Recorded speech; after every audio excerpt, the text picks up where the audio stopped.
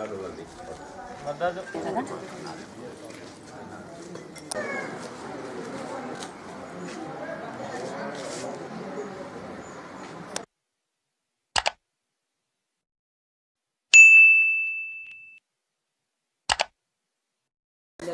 గ్రామాన్ని అభివృద్ధి పథంలో తీసుకెళ్ళండి. మేము యువత స్పందిస్తాం.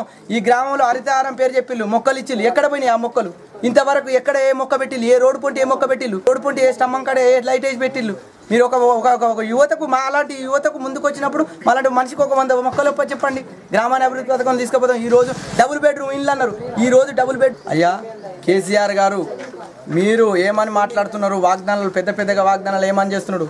నా కన్న కొడుకైనా కూడా తప్పు చేస్తే నేను శిక్షించే శక్తి నా దగ్గర ఉన్నదయా అని చెప్పేసి ఈ యొక్క తెలంగాణ రాష్ట్రానికి ప్రజలకందరికీ మీరు సవినయంగా తెలియజేసుకోవడం జరిగింది.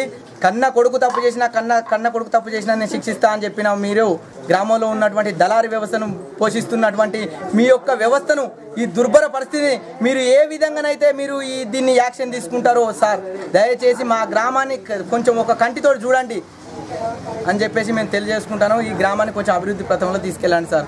ఇప్పటికే అభివృద్ధి లేక మా గ్రామంలో చాలా లంచగొండి మోసమైనటువంటి రాజకీయ నాయకులు ముందుకొచ్చి ఈ ఊరును ఇప్పటికీ ముంచింది చాలు. ఇక నుంచి ముంచకుండా మీరు కొంచెం దయచేసి మా ఊరు పైన ఒక కన్ను పెట్టి చూడండి సార్. దయచేసి కేసీఆర్ గారు మీకు ప్రత్యేకంగా తెలియజేస్తున్నారు.